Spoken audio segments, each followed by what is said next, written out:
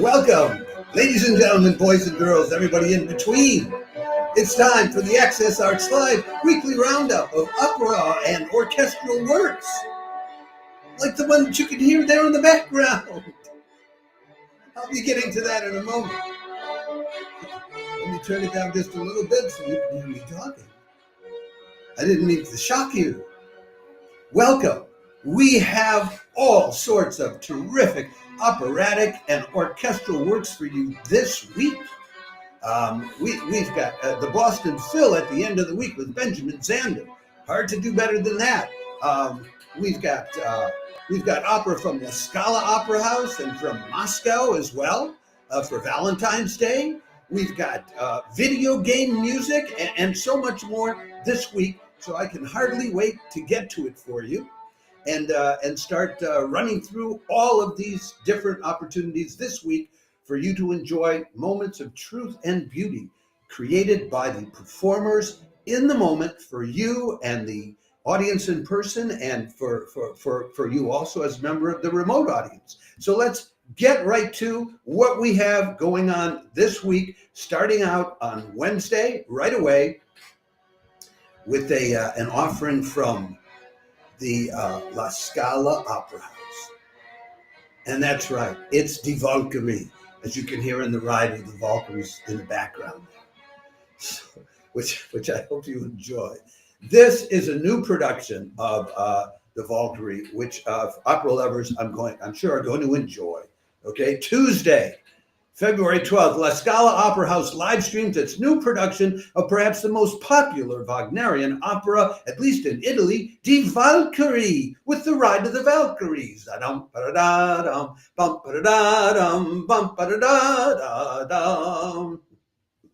That's right. That'll be on Wednesday at 5:45 in the evening, European time, which means it'll be early in the U.S., 11:45 a.m. on the East Coast, 8:45 a.m. on the West Coast. But this is La Scala Opera House doing Die Walküre. So if you're an opera lover, I don't see how you would want to miss this. I mean, this is something that you want to catch. So let me tell you more about the production. And a lot of what I'm going to tell you is, don't take it from me. Take it from Backtrack magazine, which has experts who are musicologically far above me. This new production is led by stage director David McVicker, who did the first installment of the Nibelungen earlier in 2024, and he's back to do this next step in the Ring cycle. Now, David McVicker has been directing opera for a good number of years, and he's directed at all of the top opera houses, whether it's the New York Met, the Scottish Opera, the Royal Opera House, you name it. And he's directed everything. But when I tried to find out if he had directed any Wagner, I couldn't find any. So if any of you know of McVicker having done a lot of Wagner beforehand elsewhere, let me know. We're on 5 or 6 different platforms. We're on Facebook, YouTube, X, TikTok, Instagram, and Threads, and we review comments on all of them when they come in. So any of you opera lovers who know better than I am, who say, "Oh yeah, McVickers did such and such at the New York Met in 2015, feel free to pile on and let me know what I don't know." Anyway, he has mounted a very traditional Die Walküre. He's not playing a lot of modernistic games with it. I just want to read to you some of the commentary from Backtrack magazine, which is so glowing. Okay. Here is what they say. Directors Sir David McVicker, yes, sir, who set the tone for this Ring cycle with a traditional, non-controversial Rheingold. I think that was at the Beirut Opera Festival last summer. Envisions Walküre even more faithfully to Wagner's libretto. This is not to say the production is unsuccessful. His staging is visually striking, the character direction precise and deeply felt, the storytelling engaging, etc., etc. Okay. Okay. Now, the conductor is Simon Young. And Simon Young, I believe, is the one who conducted the Rheingold opera at the Beirut Festival this past August. I'm pretty sure of it. About her, it says, Simon Young conducted La Scala's orchestra in a performance brimming with emotion and tension.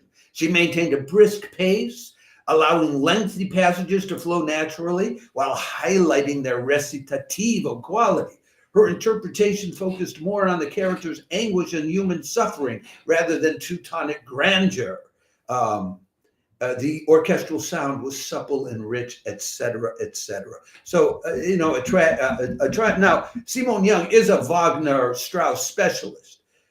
She's currently now the chief conductor at the Sydney Symphony Orchestra since 2022, she came from Australia, but she conducts all over in Europe as a guest conductor and was permanently employed here for years in Europe. Now, about the cast, Bachtrack says the cast is stellar. Camilla Nylund, one of today's most celebrated Brunhildes.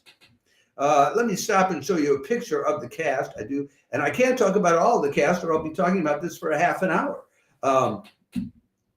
Here's the cast, so you can see if there are people there that you know and love, if you're a real opera follower. It says that she. Look, if you don't know the story of it, and forgive me for you opera lovers if I take a moment to explain it, because we have people following us who are not necessarily opera experts.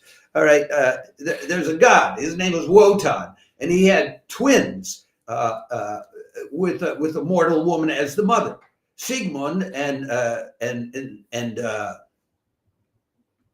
Sieghilda. Okay, now what happens is that they are separated at birth. And when they first meet each other as adults, they fall in love with each other.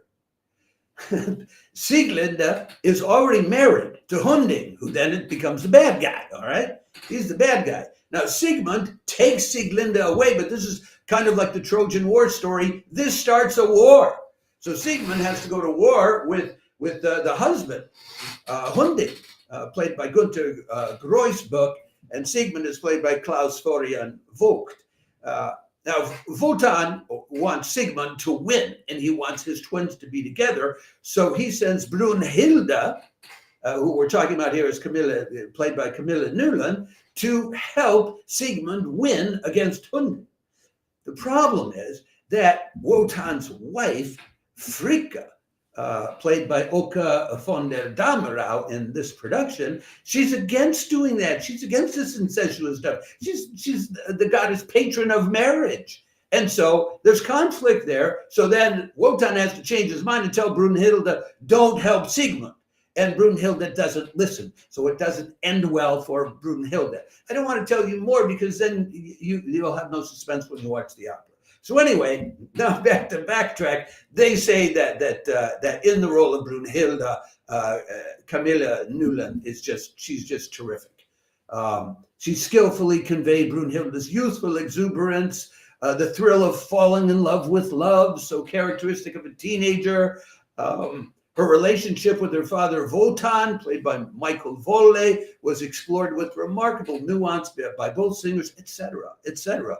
And Volle is a very seasoned Wotan. This is not his first time around the corner in this role either. So what can I say to you? This looks to be like it's going to be a great production for opera lovers and for Wagner lovers. I commend it to you Wednesday, 5:45 p.m. European time. Go for it.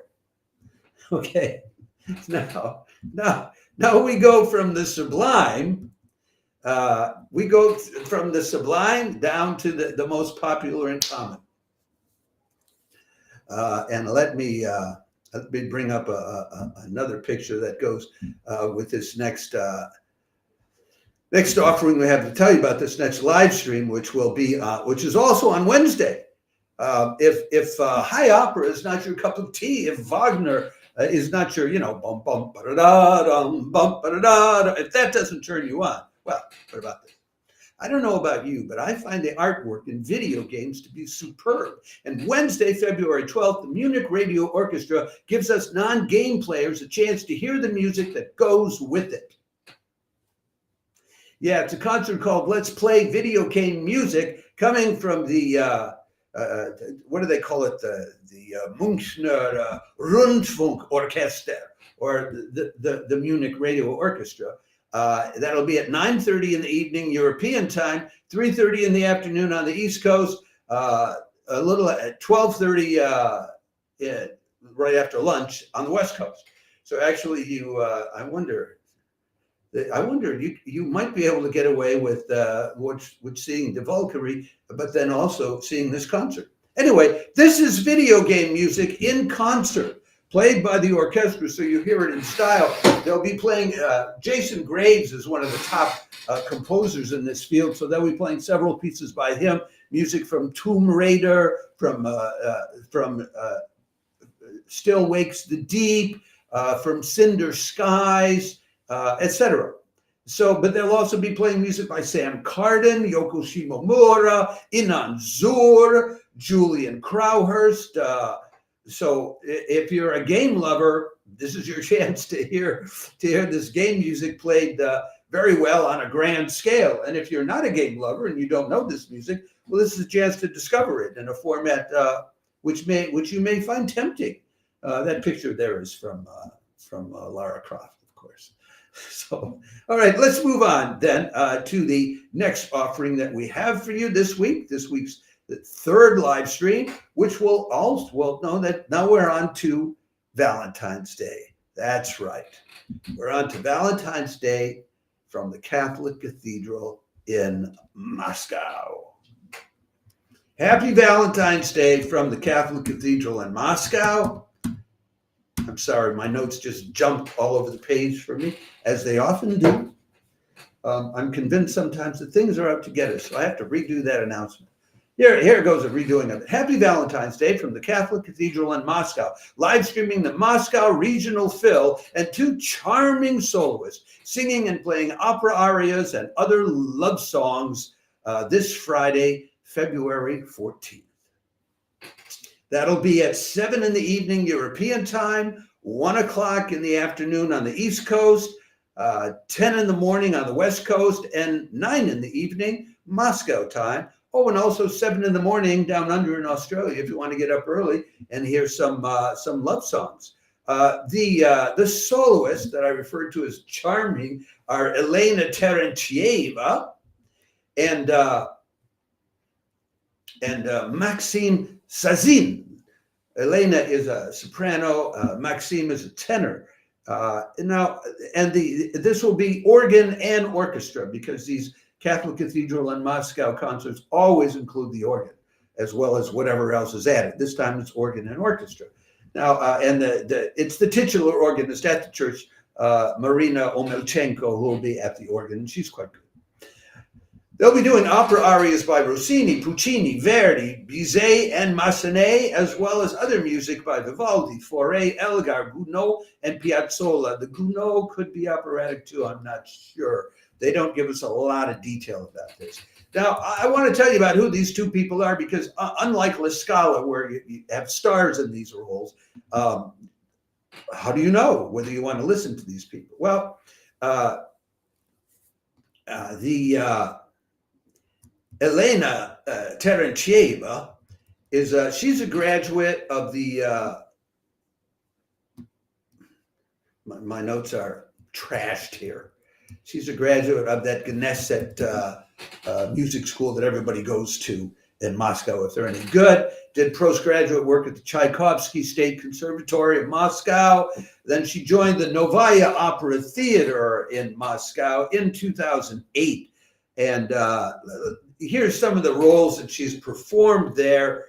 Juliet in Gounod's Romeo and Juliet, Lyudmila in Glinka's Russian and Lyudmila, Marfa in Rimsky-Korsakov's The Tsar's Bride, Snow Maiden in Rimsky-Korsakov's The Snow Maiden, Adele in Die Fledermaus, Adina in L'Elisir d'Amore, etc. The Queen of the Night in the Zauberflute, the magic flute.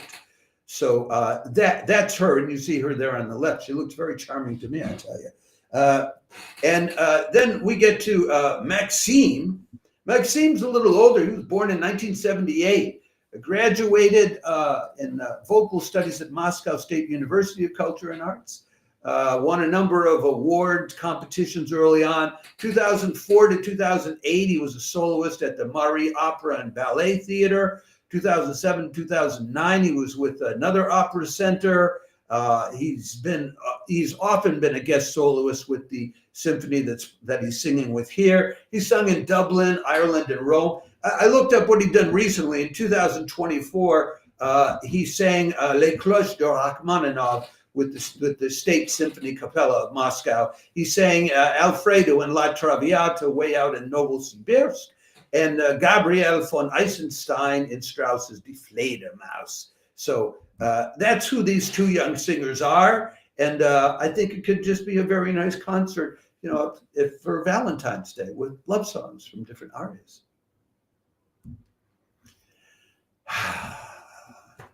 L'amour, l'amour. We move on to the next offering we have for you, which takes us into the realm of contemporary music by contemporary composers. If contemporary is your bag, this could be thrilling for you.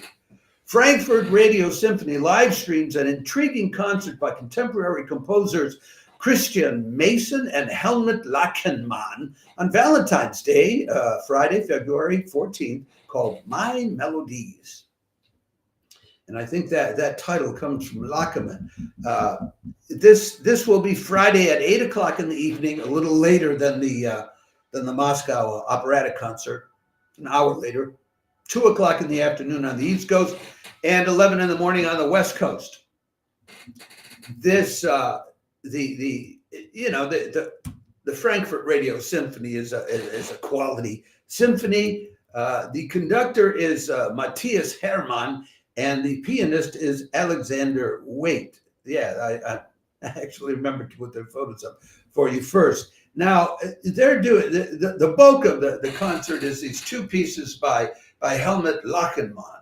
The Serenade, music for piano, and My Melodies, music for 8 horns and orchestra. And actually, the photo that we show you there on the right-hand side of Matthias Hermann is when he was conducting that. You can see the horn players are all there in a circle around him, that piece by Lachenmann. Now, if you're expecting familiar melodies from Lachenmann, that you're not going to get that, okay? He's more concerned with musical concepts, and he's quoted as saying, "I always have to do what I can't do." Music beyond the idea of the soloist in the classical sense, and beyond the idea of any melody. So if you want melodies, the Roman Catholic Cathedral in Moscow on Friday evening will give you that. If you don't want melodies, if you want to be into this world of contemporary explanation of different tunes, this is it. Now, Matthias Hermann is a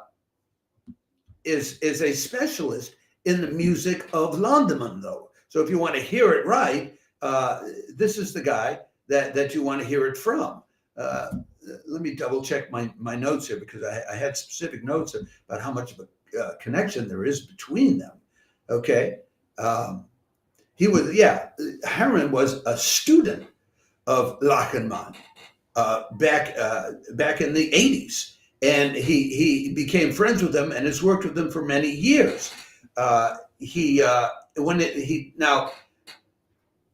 Hermann has been a guest conductor with the Bavarian Radio Symphony Orchestra in Munich and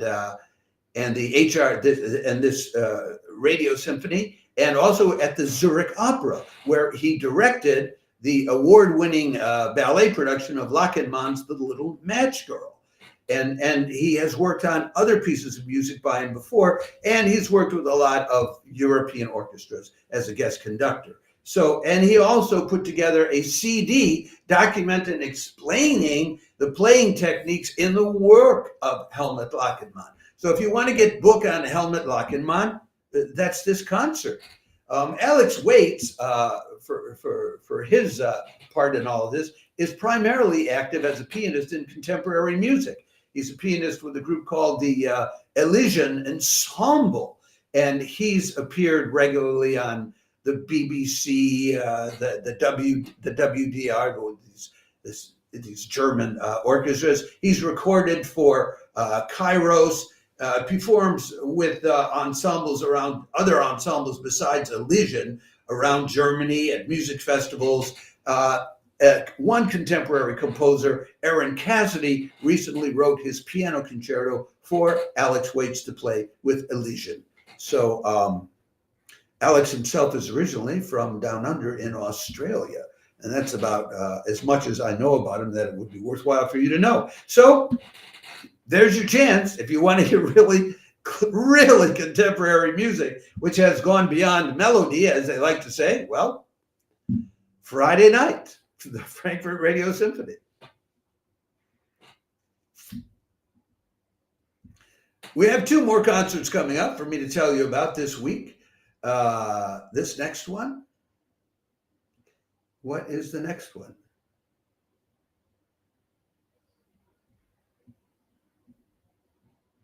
Right, let me make sure I have them in the right order.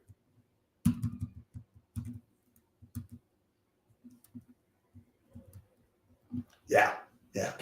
I had them in the wrong order, actually, but I will put them in the right order now. Yes. If there's a place in your heart for an up-and-coming new conductor, you may want to enjoy the Tomsk Philharmonic live stream this Sunday, February 16th, with up-and-coming Ecuadorian conductor Diego Carrion Granda at the helm. That will be at 6 p.m. KRAT time out in Siberia, which is where Tomsk is located. Noon in Europe, 6 in the morning on the East Coast, 3 a.m. if you're up late Saturday night on the West Coast, 10 o'clock in the evening, Sunday evening, Australian Eastern Daylight Time. Diego Fernando Carrion Granda from Ecuador participated in an international conductor event involving many conductors back in December 2022, held in Tomsk. It was kind of like a master class for symphonic conducting. And he was one of the best participants in the project. So they have brought him back to conduct this concert, which offers 8 premieres at once, 3 compositions that have never been performed anywhere. So the world premieres, 3 which are Russian premieres, and 2 more which are Tomsk premieres.